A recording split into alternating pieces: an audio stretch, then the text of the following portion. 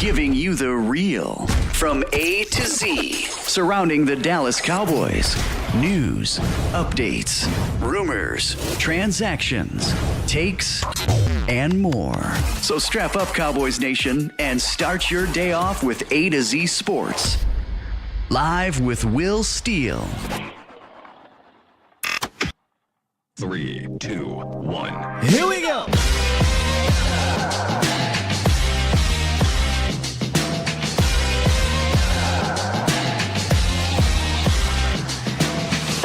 Good morning, good people.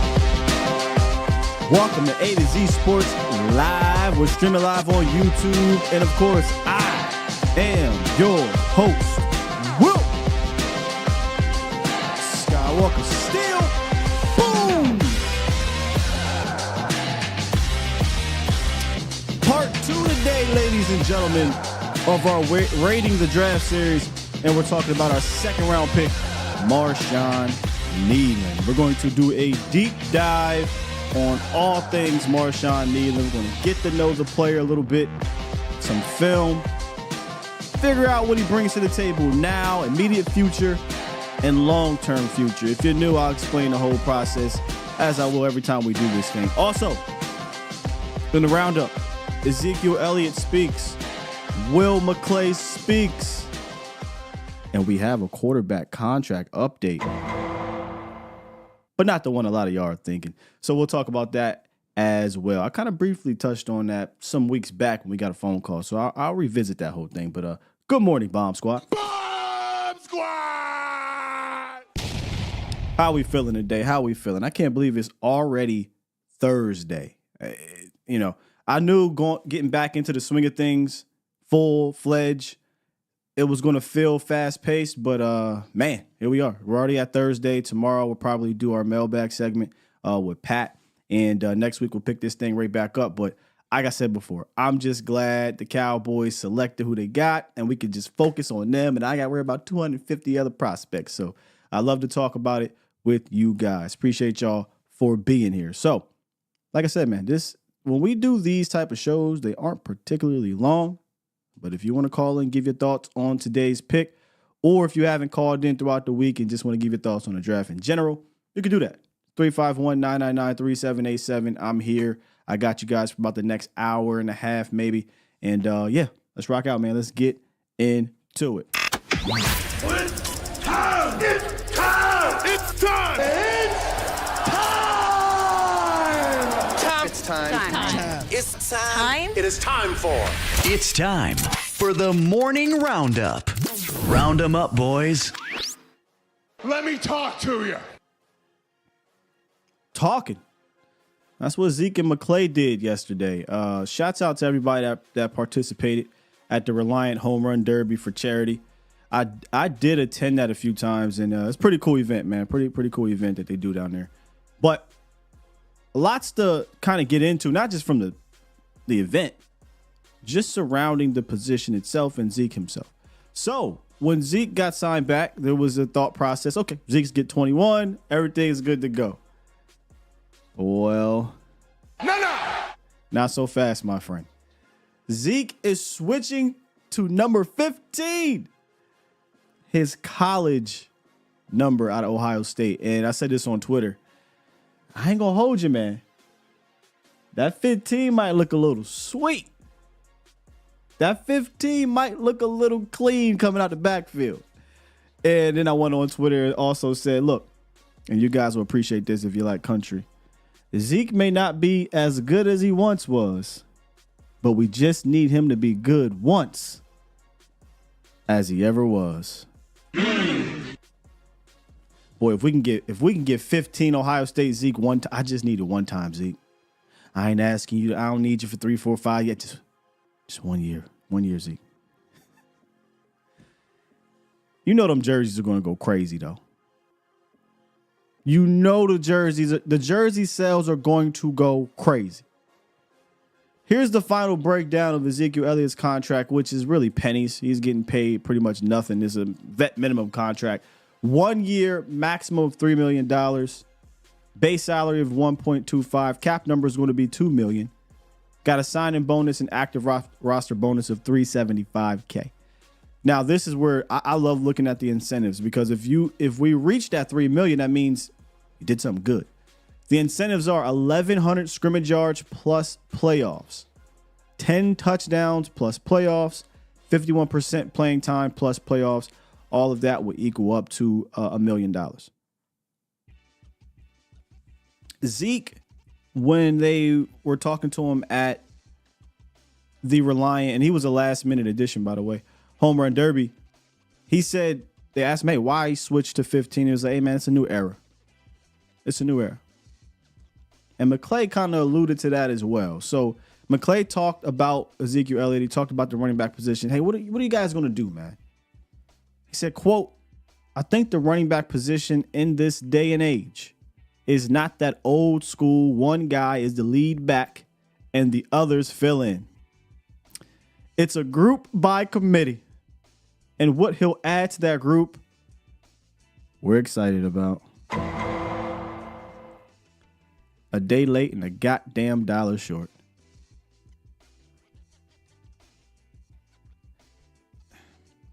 I appreciate that they're finally understanding the running back atmosphere across the league. I wish they would have figured this thing out a while ago. I wish they would have been so stubborn a few years ago when Zeke was dealing with injuries to say, hey, let's go ahead and lean on this young guy behind him that showed a little promise while he gets healthy, and we can get a healthy Zeke in the playoffs. I wish they'd have did that. They didn't. Maybe a little politics, just maybe. But I'm glad McClay, because when McClay says it, if Steven says it, I'm like, you just being cheap. Right? Like, hey, man, we want 10 backs at $38. When McClay says it, a little bit more sizzle to it, I think. So I'm just happy that they are finally understanding this is not 1992, and you cannot give one back 275 carries and 30 receptions.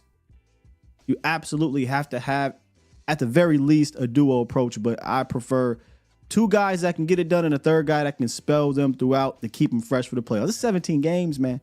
It's 17 games, and I told you guys about the run game in the playoffs. It's atrocious. It's terrible. From the performance by the running backs to the blocking at times to the calling to the commitment, everything about the running attack for the last 7-8 years has been horrid in the playoffs.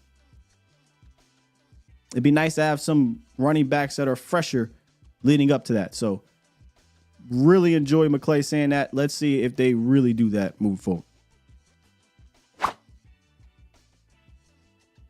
Trey Lance had a 5th-year option hanging over his head. A 5th-year option. And I never thought they were going to pick this thing up. Not even, I didn't think it was going to be any thought process here. But the Cowboys declined it. And if they had accepted it, it would have paid Trey Lance roughly $20+ million in 2025.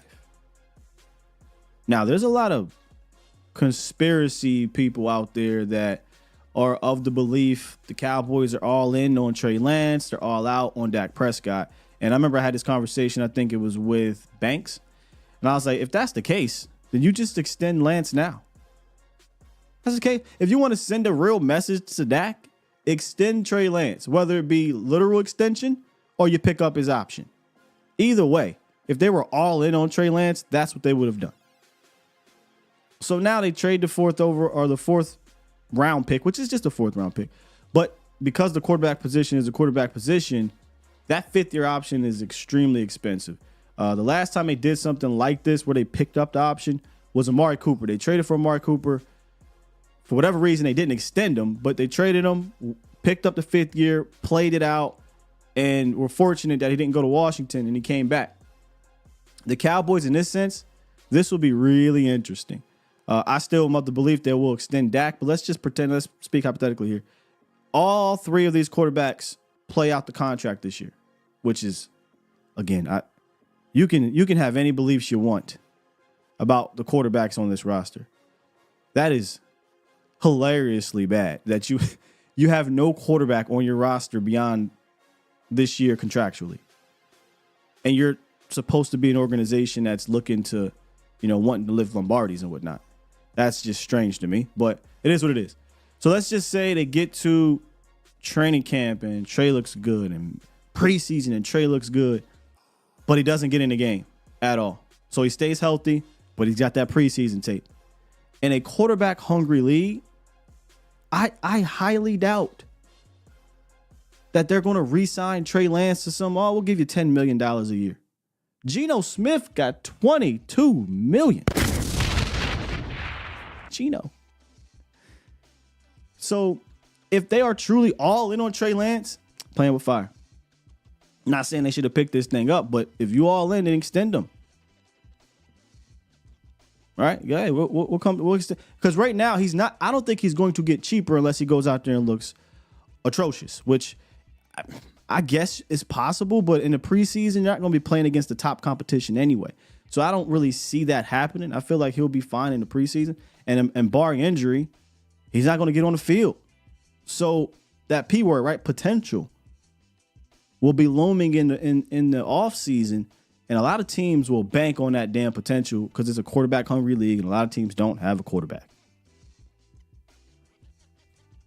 So just a weird attempt, I think, to gain leverage last year. And it's funny because it wasn't even a hot take. My take on the whole situation last year, when they traded for him and people were like, oh, this is terrible for Dak. And I said, if anything, this is just going to make Dak play better.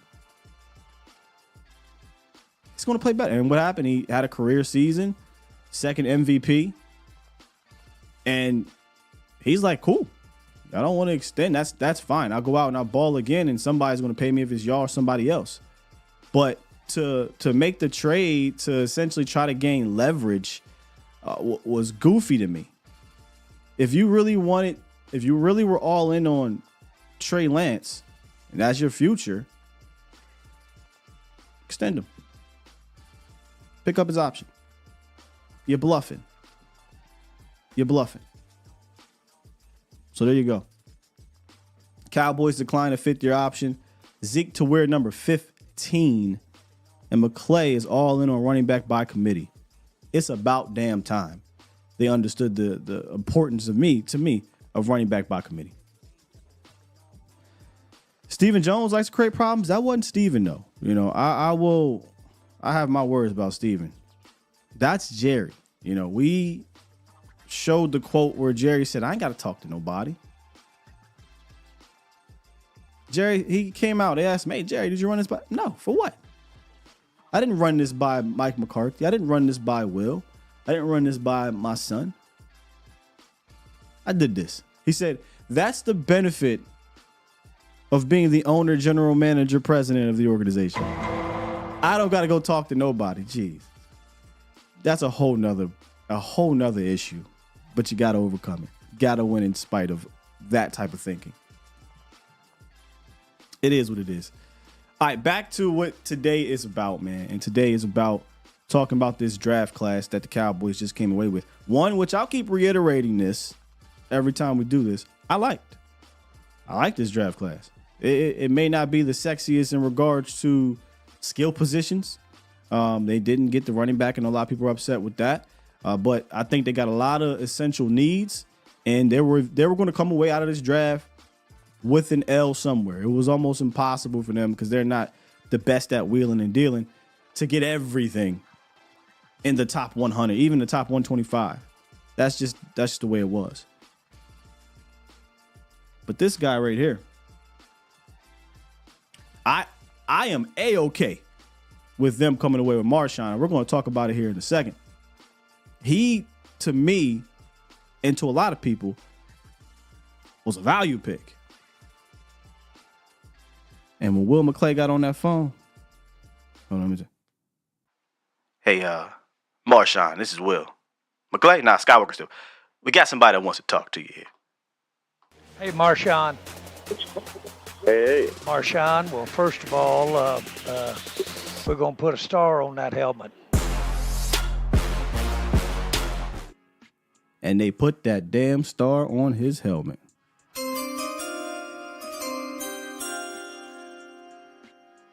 With the second round pick in the 2024 NFL draft, the Cowboys select edge rusher Marshon Kneeland out of Western Michigan. Goes 6'3", 267, ran a 4.75 40-yard dash at the combine. In fact, his combine numbers in general were impressive, especially for that size. And as I always do, does the combine numbers add up with the tape? And boy, do I think they add up with the tape. But let's get to know him a little bit here. Marshon Kneeland, back in high school, was a multi-sport athlete. Played football or lettered in football, basketball, and track and field.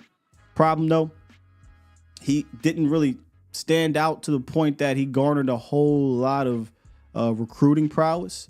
It wasn't a big guy. It wasn't 267 at the time. Brugler said he was around 195. So it wasn't like he had a bunch of teams in Michigan clamoring for his services. But Western Michigan did, and he eventually settled there, and he had a nice career at Western Michigan that ended with a career year in 2023.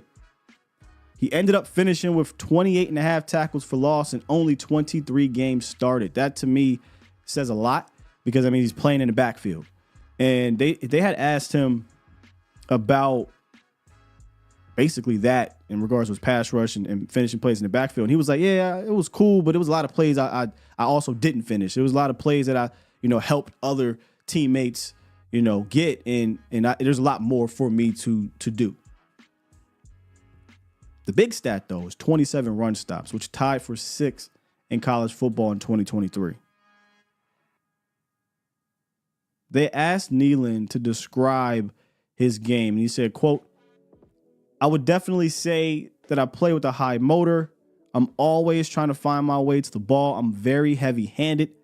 I love hitting other players. I'm explosive with a good get-off."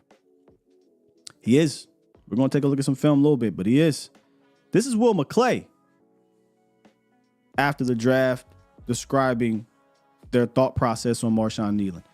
Quote, "The number one thing about him is the high effort and motor that he plays with. Then to be physically talented enough to play at this level, the more you watch him, the more you see NFL traits. And then you see the traits that we're looking for on the defensive side." But depending on that, playing hard all the time and having the ability to rush the passer outside and inside, as hard as a D-Law who played at Boise State, there are some similarities there. That is the name that he often gets compared to, because he's obviously Cowboys, is DeMarcus Lawrence. And they similar size coming out. Kneeland's bigger. I think Kneeland is bigger, and I think Kneeland is stronger. Both drafted in the second round. Dallas traded up for DeMarcus Lawrence. They did not have to do so for Marshon Kneeland. And because they did not have to do so, that's why when it comes to his value, I had to give it 4 stars. He was one of the top edge players left on the board. Throughout this entire process, Kneeland was always among that top 5, 6, depending on who the preference of edge guys in the draft. And he often landed in that 30 to 35 range. A lot of evaluators had him as a fringe first round pick, around 28 to 32, or early second round pick. They definitely had him in the top 50. So for the Cowboys to get him at 56, it's tremendous value. It's tremendous value. And then if you add in the positional value, right? Edge, money 5 position. Then you add a little bit more sizzle on top. When you're speaking about a position of need for the Cowboys, having lost 2 rotational pieces and not replacing them in the offseason, on top of the type of player he is in a Mike Zimmer scheme. That's a lot. I mean, you could argue 5 stars. I mean, you throw all that on there. The actual positional value, where he was looked at in the draft process, the need of the team, having lost 2 rotational guys and didn't replace them. And you want to talk about a prototype for Mike Zimmer, Marshon Kneeland is that. So I got 4 stars here, Cowboys Nation. Value alone. Let's see where you're at with it. 1 through 5. By the way, if you're new here, let me tell you how this thing works. When it comes to rating the draft series, we have 3 categories, and we rate them 1 through 5 with stars, and you guys obviously can participate. When it comes to value for me, I got 4 stars for Marshon Kneeland. What say you, Cowboys Nation? Oh, Rolo, I don't even think it'll be a competition, but I'll get to that in a second. Shouts out to my brother Foots in the building. He said Kneeland's better versus the run in both Fowler and endurance. I promise you that. I agree. As long as he's better than Taco, he gonna be better than Taco. 3.4 Swain. Come on, bro. Let's see here. 3.5, 4 by Sin, 4 by Tex. Let's see. Nick got 4, JV 4, 4.5, 3, 4, 4. All right, I was expecting some of y'all to be a little upset with the selection because, the running back position, some wanted wide receiver as well. But I often say this during draft season, man. If you got a bunch of positions of need, and even if this position is, say, 4th on your list, and another position, say, running back, offensive line, whatever, or 1 or 2, if that guy that's 4 is so far ahead of the stack, it's still a need. You got to stay disciplined to your board, and they did that, and they took Marshawn Kneeland. I think he probably was stacked much higher than who else was on the board there. 5 because of run defense. Very possible. Defense was much bigger issue than running back. Look, I think edge was sneaky, and I fought myself when we did our top 5. I left it out, but I fought myself between that and wide receiver. I ended up caving in the wide receiver, and I probably shouldn't have because I felt better about the receiving room than most. Edge, though, I was very skeptical about the edge position because outside of Micah and outside of D-Law, there's a lot of question marks. As much as I love Sam, there's a lot of question marks up here. And as Rolo talked about with Fehoko, I personally think he's going to come in here and be better than Fehoko right now. So that leads me to my year 1 impact. Let's keep it going with these 4 stars. Let's keep it going. I think off the bat, Marshon Kneeland is coming in to be a run game enforcer right away. I talked about this stat earlier. He was 6th in college football in 2023 in run stops. When you go look at the tape, this is a dude that plays with tremendous power. And that power starts right at the snap. He's already got grown man strength. He's not a guy you're going to say, hey, man, we need to get him in the peanut butter room. No. Sure, he'll develop that as he goes, but he already has NFL starting strength, in my opinion. And I think it could translate from the word go. His hands have ridiculous pop to them. It'll jolt tackles. It'll demolish tight ends. You know how DeMarcus Lawrence absolutely owns putting a tight end on D-Law is crazy. I think it'll be just as crazy if you put a tight end on this guy. And while he's not a bendy player, I wouldn't mistake that for him not being an athlete. He is super athletic. He might not have that I'm going to cut the grass with my shoulder type bend, but he still can do some things. So because he's not super bendy, he kind of relies mostly on power and counters that he's still trying to develop. He's not as nuanced, but he's still trying to develop those things.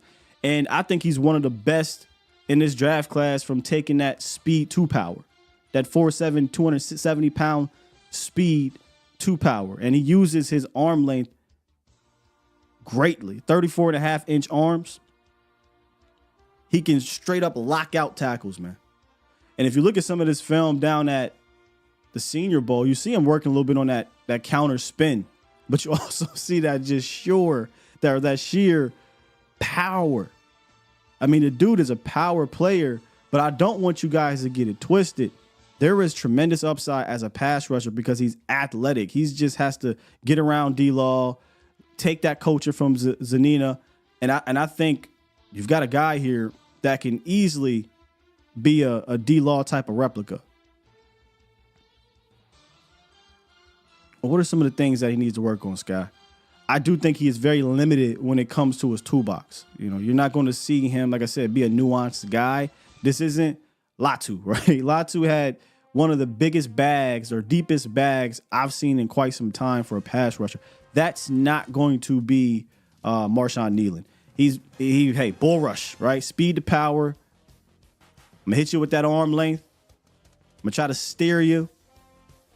Working on that rip, right? And he has that spin he's trying to do. You see him at the Senior Bowl working on that spin a lot, but it's not a whole lot of tools in his bag. Now, when he did go down to the Senior Bowl, they tried to do some outside linebacker things. We don't have to worry about that, but he impressed. He impressed with everything he did down there, and hence came away with, I think, a higher grade coming out of the Senior Bowl process. So Marshon Kneeland, for me, I think year one, he can come in right now and at the very least impact your run game. So that's why I gave it 4 stars. But I really want to say this, man, because I don't want people to come in here and be like, we took a guy that plays the run in the second round. First of all, you needed that. Number one, you absolutely needed a guy that can stop the run. But I don't even think he's close to what he's going to be as a pass rusher. I don't think he's close. And I think he has the athletic ability. It seems like he's a guy that has the 1-2. You know, I'm big on that. To be great and learn. And he's likely going to replace a guy like DeMarcus Lawrence. So, hey, you need to be hip to hip with the D-Law. You need to be hip to hip with the guy that kind of plays like you. So that's why I got my year one impact at 4 stars. I think he comes in right away and he impacts his team. 1 through 5, where you guys at here? Well, I don't know if he's built like AD, but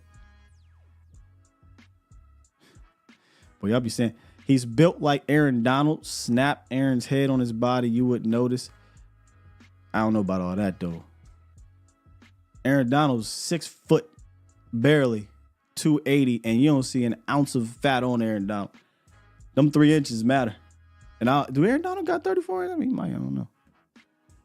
But I don't know. Aaron Donald, I really wouldn't use that with him. 4 stars to be fair. 3, 5 eternal, 2.5 stats. Year one stats. See, Professor O be slick. He threw stats in there. His stats might not go crazy. I mean, that, you know, he might come out of here 2 sacks or something like that. But is he setting edge? Oh, stars. Okay. All right. Why? Why so low there? Appreciate that, Dion. Put a lot of work in with the visuals. I try to make sure you guys don't go nowhere. Why so low there? So forget the stat. Forget everything I said about stats. Because I do think, hey, look, what if he's a guy that is setting the edge and he's drawing the running backs back inside to the linebackers and defensive tackle, something that we didn't have, right? And that doesn't show up in the box seat, but it shows up on film. And he gonna play. It's not like Marshon's not going to play. This isn't a situation where you had Dorrance Armstrong and Dante Fowler on the team when you took Sam Williams. Now, Sam eventually played a decent amount, but not a whole lot. There is no DA or Dante Fowler. He is replacing DA and Dante Fowler snap-wise, so he's going to play a lot. He has a chance to be impactful. It's just a matter of if you believe that impact is going to be on more on the negative side.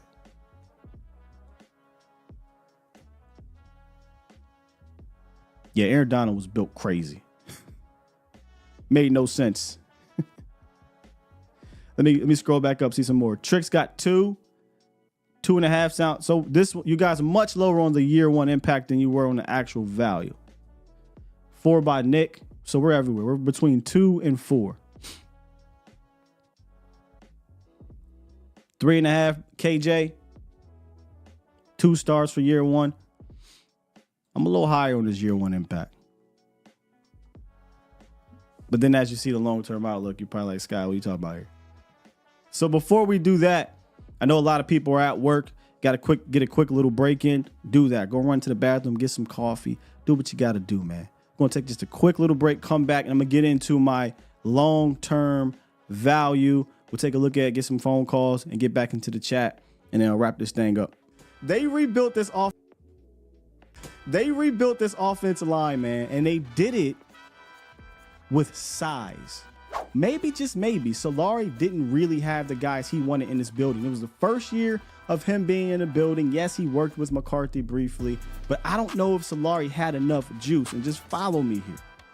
I don't know if Solari had enough juice just yet to really get his type guys. You go look at the hardball era. Those offensive lines were huge. They had Mike Iapati. He went 331. Leonard Davis went 350. Anthony Davis went 325. Alex Boone went 330.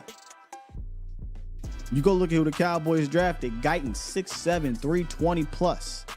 BB 6'3", 320 plus. Thomas 6'5", 330 plus. It's a lot of size to go along with the Tyler Smith 6'5", 330 plus. That's a lot of size. But if you go look at what the Cowboys currently have prior to drafting this size, Chume Dogas 308, Hoffman 302, Willetsko 305, Awesome Richards 307, Josh Ball 305. These are the guys, had you not went O-line heavy like this, these are the guys that you would expect to step in. That's why it's not surprising to me that a guy like TJ Bass actually held up pretty well, 325, right? It's not surprising to me a guy like Tyler Smith goes on to be an all-pro under Mike Solari. 330, right? They didn't just rebuild the offensive line with youth, right? Their future center and future left tackle to go along with their all-pro left guard. But they did it with size. They did it with what Mike Solari is used to, what Mike Solari really wants to do. And that's be a power line. He has experience in all types, but he comes from a power background. And to do that, you need powerful guys. You need dudes. You're listening to A to Z Sports. Do it live! At some point, hoping to broadcast In front of the millions of Cowboys fans to bring you the real. But for now, strap up and here's your host, Skywalker Steele. I'm Luke Skywalker. I'm here to rescue you. We'll do it live. We'll do it live. We are live, Skywalker Morning Show. Appreciate y'all for rocking out. We're talking about Marshon Kneeland. We're rating his year one impact, his value, and we're about to get into his long-term outlook.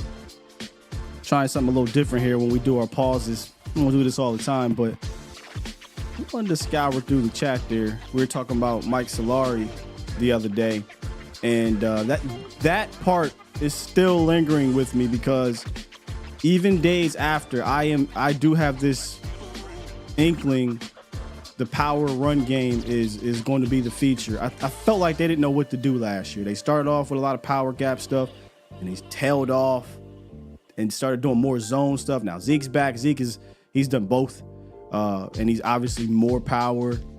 Royce is more power. Feel like Rico was more of a zone guy, but they got guys that can move guys. So that's all that really matters up front at first. And then we'll get to the how. So let's get back into our ratings series. And we're talking about Marshawn Kneeland. Left off, and we talked about his rookie impact. Y'all was all over the place with this one. There wasn't a consensus with this rookie impact. However, I am curious to see where you guys are at with the long-term outlook because I tailed it off just a little bit here. Just a little bit, and I'll give you my reasonings. And I almost went lower, and it's not because of him. I was pretty high on the value. I was pretty high on year one. I'm right around the middle, though, with the long-term outlook. And it's not because of the player. It's not because I don't think Kneeland can develop and become a staple of this Cowboys defensive line. It's the uncertainty of the defensive coordinator that gives me pause. I just sat here from the start of this whole thing and said, hey, Mike Zimmer, Marshawn Kneeland, match made in heaven. He is the prototypical young defensive end for a Mike Zimmer scheme, right? A guy that's an angry run defender, but disciplined and has some serious pass rush upside. I remember Danielle Hunter coming out, still pissed that the Cowboys didn't take him, but I get it. Randy Gregory was amazing in college. Danielle Hunter left a lot of food on his plate as a pass rusher. Didn't have a whole lot of sacks, so a lot of people were kind of like, I don't know. No, the production's not there. Zimmer says, screw the production. Watch the guy. Look at the traits. He fits what I like to do. He took a Danielle Hunter who didn't have a lot of sacks in college, wasn't a pass rush savant, and developed him into one of the most well-rounded defense ends in the league, who's still good against the run and is one of the top pass rushers in the NFL. I say all that to say, if Zimmer was locked in long-term for the Cowboys, I feel like he could do something very similar with Marshawn Kneeland, a guy who doesn't have a ton of sacks in college, but you look at the traits, you look at the fit, you look at the athletic ability, look at that potential and the upside, it's easy to see a guy that can be a staple in this league. But what if Mike Zimmer is not here? What if Mike Zimmer, Cowboys lose again in the playoffs and they tear the whole house down and Zimmer's gone and a new defensive coordinator comes in here that's, let's say, like Dan Quinn, right? Dan Quinn clearly did not value stopping the run in that sense. I personally don't believe he would have been the 56th overall pick with the Dan Quinn. Because Dan Quinn or defensive coordinators like him value the pass rush first, right? And that's not I'm not saying that's a terrible thing, but they can go ahead and say, well, we'll deal with the run as we go. The Cowboys needed somebody that, let's deal with the run now and allow your potential to develop as a pass rusher. So, only reason why I'm going 3 here, y'all, and like I said, I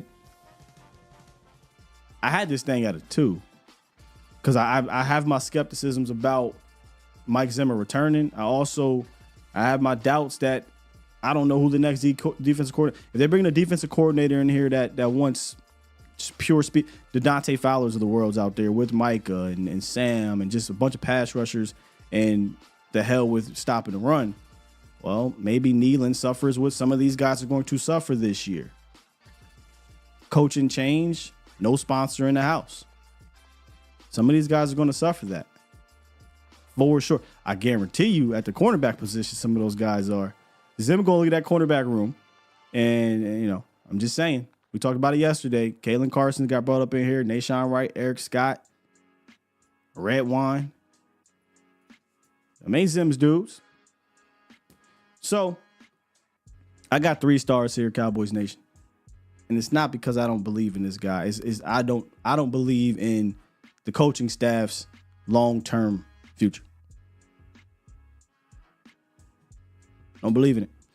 Chris says you got to make a pass first. Yeah, you got to. What does McCarthy always say? You got to earn the right to rush the passer. I feel like Dan didn't say that a whole lot, you know, but it'll get brought up, and then Dan would be like,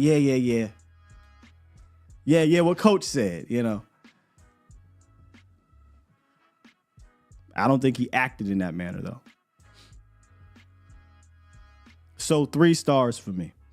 3 because I have to actually see him on the field. Well, I mean, if that's the case, we can get rid of all of this. But this is a projection rating. You know, that's what we're doing here. You're kind of projecting, Marvin. In that case, like I said, you just wrap it up. Just come on back around July when we get to training camp. So we're trying to project the long-term outlook, but give some context to why it's high or why it may be low. I'm kind of right in the middle on this one because I don't know if Mike's here. If you say, hey, Mike gonna be here for 3 to 4, 5 stars. He fits Mike Zimmer's scheme to a T. And I've seen what he's done with Everson Griffins of the world and Danielle Hunters. And you can go all the way back to, y'all remember Michael Johnson and Carlos Dunlap in Cincinnati? I mean, the track record of Mike Zimmer developing guys, I think far exceeds that of Dan Quinn. And I'm not trying to go back to making this a Dan Quinn versus Mike Zimmer, because I respect and appreciate what Quinn did to get the Cowboys defense off the ground. He didn't adapt enough to me. And he didn't build around the way teams were attacking the Cowboys. He tried, but I don't think he stuck to it. He didn't see it through.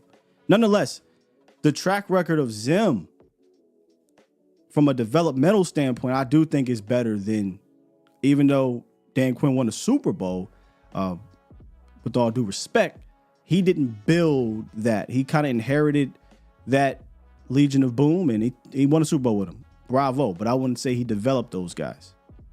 Even when he got to Atlanta, that short spurt where they went to the Super Bowl, if you want to look at like development, I'd give him Grady Jarrett for sure. And you could argue Deion Jones. But it wasn't like he was just out there developing Deron Blands, You could say, well, Scott, Micah Parsons. Micah would have developed if I was coaching. All jokes aside, he's just like that. But Zim, give me 3 years, whatever, with Marshawn Kneeland. This is 5. This is easy 5. Vontaze Burfict. We can go all the way back. We can do D-line with Zim. We can do linebackers, and you can do safeties and defensive backs. Straight like that. He loves to coach him up. Marv said, in that case, I believe I'll go 4 because I believe you hire the same kind of DC to fit your personnel. That's a conversation too, Marv. That's a conversation too. Because are you now boxing in your potential of getting a defensive coordinator that can get more out of said personnel? That's why at the beginning of this whole offseason, I said this is really tricky how the Cowboys approach it. This is why I was all for it. I'm not going to use the term anymore. I'm not even going to use it. But this is why I was legitimately for getting some veterans, getting some guys and saying, let's do this thing for this year. Because while, yes, we need to count on these young guys, I'm not the type that's saying these young guys are going to put you over the hump. That takes a couple years, right? The Cowboys don't got a couple years. McCarthy don't got a couple years. Zim, they might got Zim on a wink, right? Hey, if McCarthy don't get this done, you are a guy. So who knows? Who knows?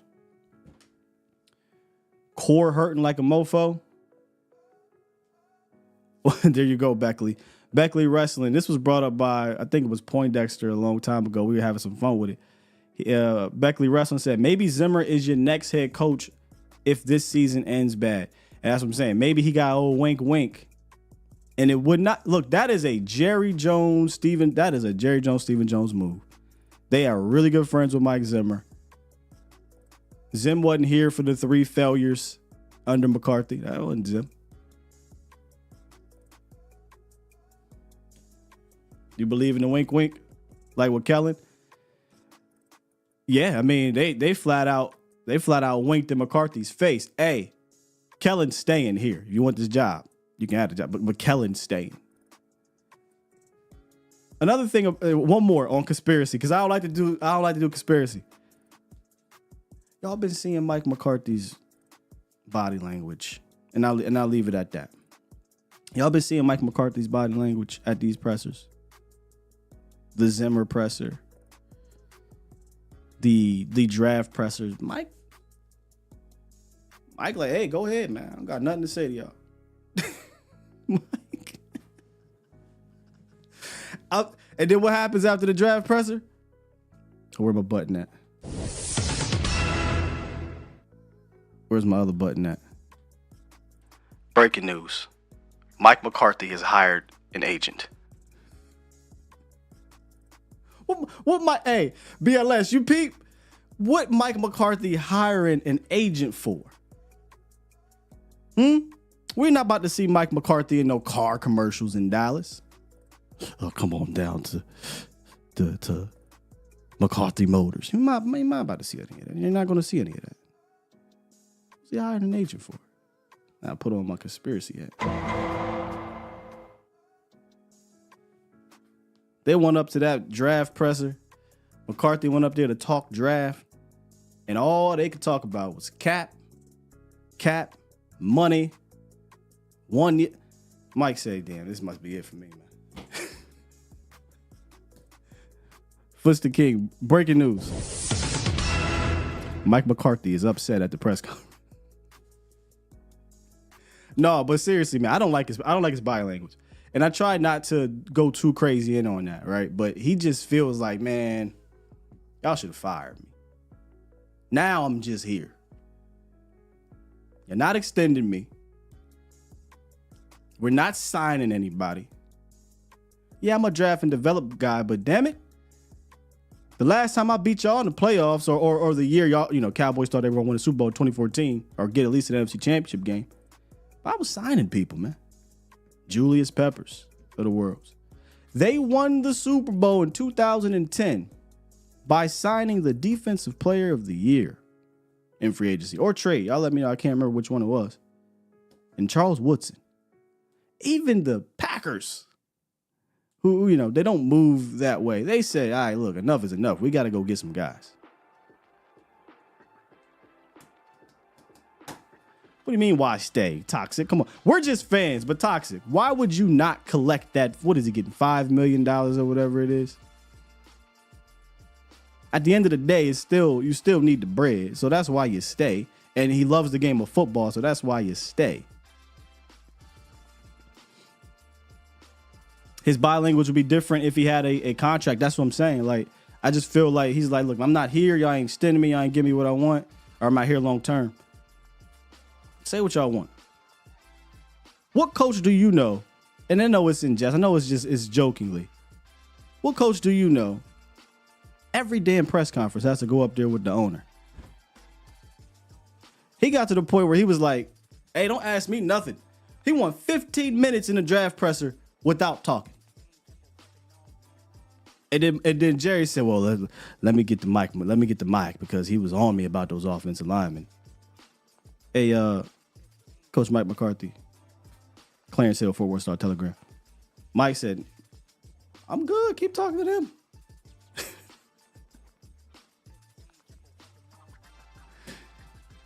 Keep talking to them. Everybody talking about the Cowboys hate, the Joneses hate Dak. Nah, fam. I think they out on Mike. Yeah. I think they out on Mike.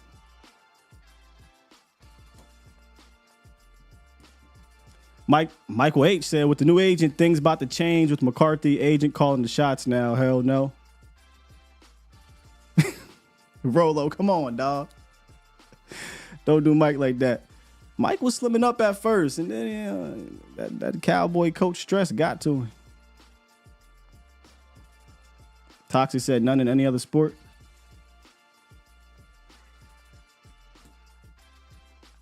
Now, the Guru, when we do our State of the Union address, I got some words on that. I think you will see Cooks come out the gate a lot faster, a lot stronger. I think they were trying to figure that out. All right, let's see if we got any supers, but I think we're good. We are good. Let's see if we got any phone. 351-999-3787. I'll leave it open for a few more minutes. And I will review as we're doing that where I stand in my ratings with Marshawn Lynch.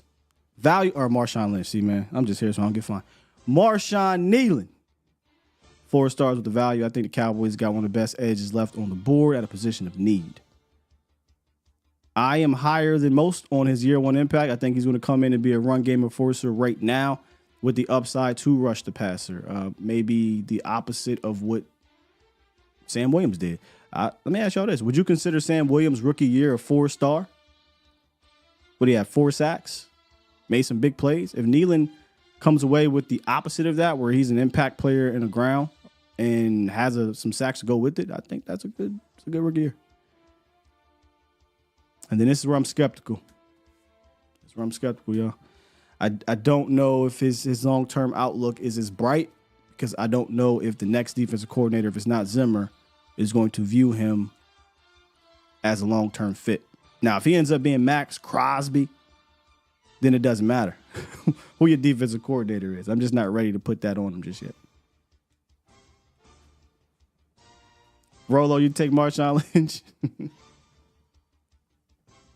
Why? I mess up the name that everybody want Marshawn Lynch. Wait, I thought everybody was, in on the Ezekiel Elliott thing. No. Okay. Hey, listen. At $2 million, it's $2 million. They could literally cut him, and it means nothing. But I don't think that's going to be the case. There was now, see, I done got wrapped up into it. My fandom took over, and that's okay, man. Sometimes I had to let your fandom just take over. Seeing Zeke out there at the Reliance Stadium, man, and the pictures of him getting the rock, start thinking about 2016, 2019, the whole year, the whole 2016 to about 2020. And after that, Zeke kind of started to, but you got the nostalgia definitely kicked me in the ass yesterday when I saw it. Seeing he gonna get 15, I ain't gonna lie to you, man. I just need Zeke to be what he once was one time. He may not be what he once was. That's fine. I just need him to be what he once was one time. I agree with that, Captain. You get down there in that 5-yard line area, he gonna get in the end zone. I think there's one more thing because it's supposed to be about Marshawn today. I'll talk to y'all a little bit more than we out here. I think there's a little bit of a misconception about the other two things that people talk about. So goal line, 100%. You cannot argue. The Cowboys could have used that last year. Short yardage, though. Dallas did fine in that area. They did fine in that area. In fact, they did very well. Pass blocking. Now, this is where you got to kind of dive in a little bit more. Is Zeke your best pass blocker on this team? Yes, without a shadow of a doubt. I mean, you can't roll Deuce Vaughn out there. Royce Freeman ain't have enough. Right? I can't even tell you if he's a great pass blocker or not. And then Rico is very spotty. Zeke, your most reliable guy. Would he have been your best last year? No. That would have been TP. Now, maybe you could say TP learned from Zeke, but if you remember, Mike said, hey, we kind of tweaked our pass rush or our pass blocking for our running backs. And TP being a veteran, I think, picked it up. I think Zeke will as well. But last year, Zeke wasn't great as a pass blocker in New England. Maybe he could be great here. He has some career highs in certain categories in regards to pressures and hits and sacks and things like that. But that was in New England. So when I hear people, oh, man, he's going to be amazing, this and that. He wasn't last year. Well, let's hope he does. He wasn't his last few years in Dallas. That kind of middled off there. But in his prime, there wasn't a better one. And he's going to give it his all. I'll tell you that. He's going to give everything he can to be a great pass blocker. Will he be a great one? I don't know if he's going to be great, but I think he's going to be your best one on this team. And unless they bring somebody else in, that does mean something. But I just wanted to caution the pass block thing and the short yardage thing. The Cowboys did fine in those categories, very well at the running back position in 2023. Where they didn't, and where Zeke is his value goes through the roof, is on the goal line. It's on the goal line. Yeah, New England was trash. New England. But we're talking about, I'm a running back, you're a linebacker or a defensive end or whomever it is, and I got to block you. He did not do that well. You know what I mean? I ain't talking about his overall numbers, and that ain't good either, but I ain't talking about none of that. Just the blocking part. Just the blocking part. Stop. Y'all going to leave my cousin alone. I ain't a told you so guy, but man, if Cuzzo go out there, Rolo, I'm changing my background to Terrence Steele for the rest of the season. If he go out there and ball out, y'all gonna have to apologize to my Cuzzo. Let me see if I can pull this up. Like, this don't give y'all no confidence here. Wait, it's not right here. It's not right here. Hold up, y'all. Hold up. It's over here. Shit, I thought it was over. Yeah, here it go. Just don't give you a little bit of confidence, man. Just watch Cuzzo real quick in the playoffs. Just a little bit. He was starting to get back to his old self now. Ain't got no knee brace on or nothing.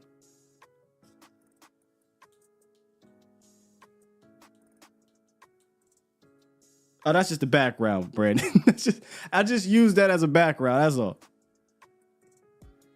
Let's just watch, though. Let's just watch. And this is what we're going to do. We're going to give a star rating to Terrence Steele on his year 5 impact.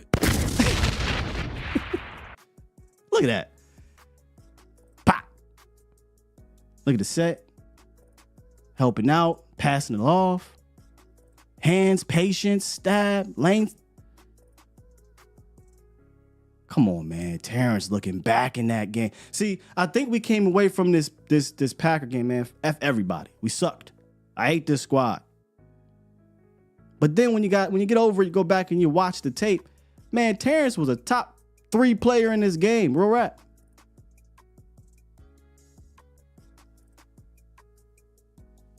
Now, if you want to go back, and we did this, by the way. I don't know if you was here, Rolo.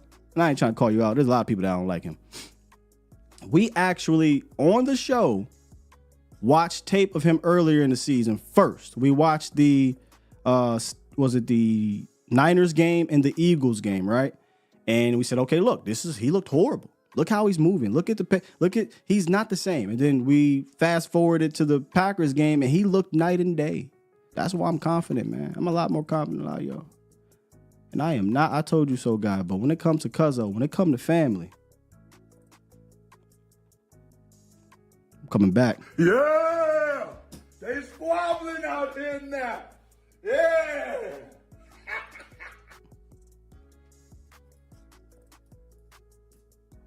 What is your confidence level on Terrence Steele? Be truthful. I ain't mean to try to persuade y'all. I gave you some film, but after seeing the film, what is your confidence level, though? What's your confidence level? Now, Vach, I don't know if he was here. Shouts out to my bro. Somebody brought up Doug Free and Tyler Guyton yesterday, and I said, absolutely not. Somebody said, hey, man, if Tyler Guyton can be Doug Free at left tackle, it'll be all right. I said, wait a minute now. Let's refresh your memory.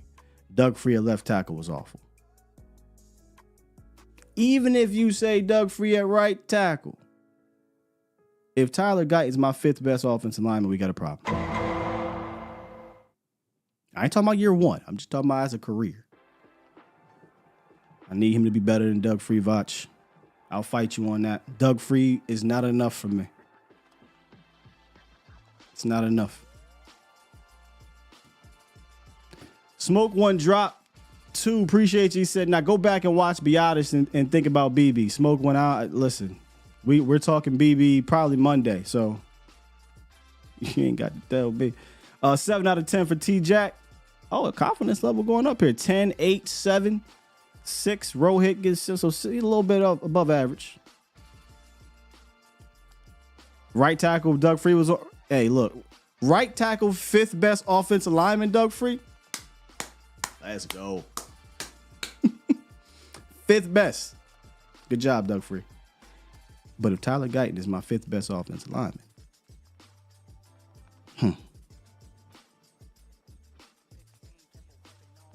still got better after that Eagles game. That's what I'm saying. Roy got 8.5. I'm all in on Cuzzo. I usually don't do this, but I'm all in on Cuzzo. If y'all can come right back here, now not after week 1, don't y'all do that to me. Y'all do not do that to me. If Cuzzo give up a sack or something like that in week 1, don't clip this up. Let's give him the same grace we gave him last year. Let's wait till we get around mid-season, and if he looking like he was looking at the start of the season, all right, man, I'll take it. But I got a feeling he ain't. Send Duke his Cash App. Hey, did you hear what Duke said? Did you hear what Duke said, Vosh? Somebody was like, "Hey, can you work with a certain somebody?" And Duke said, "Man, they could Venmo me 500,000." Now, Vosh, you got a relationship with Duke. Is that what he getting paid? I mean, I know he probably is. He's probably just exaggerating, but listen, I will go to 15 O-line schools if I. Come on, man. 500,000. Yeah, they're gonna work with him. I think Guyton by the end of the year would be much better, man. Lemitra, appreciate you. Drop 2 and said BB for president. He looks scary. Well, maybe he's our replacement president. Maybe he's our, we got a president in Zach Martin, but maybe he's going to replace him. I personally think, let me switch this here. Now, why did it do that? I personally think he's going to be your center. I don't really foresee him being a guard, but you never know, man. Dallas, one thing they've shown me, they'll draft a guy like Tyler Smith, to play guard. Then he plays tackle his rookie year, but then he moves back to guard his second year, and then there's this flip-flop of what he's going to be his third year.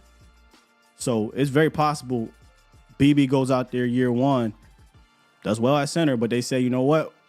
We like this center class or what have you, and move him to right guard to replace Zach Martin. So I'm not even going to sit here and stamp that he's the center of the future, although that's something I hope happens because I feel like center is way more valuable. I can't, man, I'm ready to talk about him now, but tune in Monday. I got y'all. In fact, I might even, Hey, Vosh, what you doing? We might have to talk about him together. Duke Manyweather, Duke working with Guyton, then giving Duke at least a vet minimum. Duke ain't got no salary cap, you know what I mean? Ain't got no salary cap. BB vice president, I like it. I like that. All right.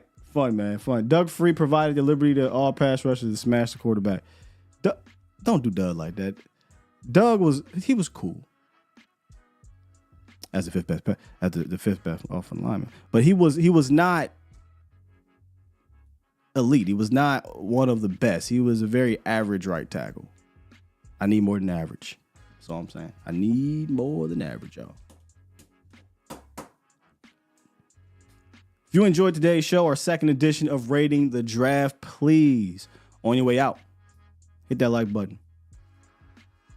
You got some Cowboy friends or family that has tuned out the offseason because you don't want to tune into the big wig networks. They ain't talking about nothing. Send them this. Let them know we are giving out quality content, and it's for free. You ain't got to worry about no commercials. You ain't worry about the streaming. Well, let me shut up because my stream be acting crazy. But you ain't got to worry about nothing going crazy on the YouTube TVs of the world. Come on through. Tell them come on through. Yeah, Brandon, we are back live tomorrow. I will have Patrick No C Walker back in the house talking all things Cowboys. I mean, we'll probably have an in-depth discussion on the draft in general, but I'm also going to open up the mailbag. It'll be our first post-draft mailbag, so we'll get some questions from you guys. We'll answer some. And also, like I said on Twitter, Brother L, if you're listening, the wrestling podcast has some legs.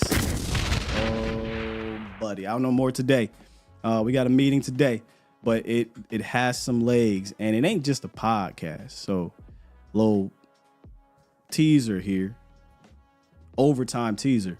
And I'm not doing this by myself. I'll wait until we get more concrete details, but man, this thing is going to go beyond audio and visual. It'll be writings, it'll be articles, there'll be this form of podcast, audio form of this thing is legitimate. So it got some legs, baby. Thank you, T-Jack. With that said, the guru said how long it's going to take BB. Smart guy, man. He's a smart guy. Just, come on. Hey, Monday, the guru, write these questions down. Let's talk. Let's talk about it. With that said, I'm going to press this button. Let y'all get back to y'all day, man. Push the goddamn button. All right. Thank you, Greg. Ain't no Connor Williams and Biotish types, baby. Mike Solari got his big boys. Yeah. Hey, Jay, and I expect all y'all to come through, too, for that wrestling pod. It's going to be straight from the ground, so we need all the support as possible. Appreciate you, Asmodeus. Love y'all to death. See y'all tomorrow morning. We out of here. Peace.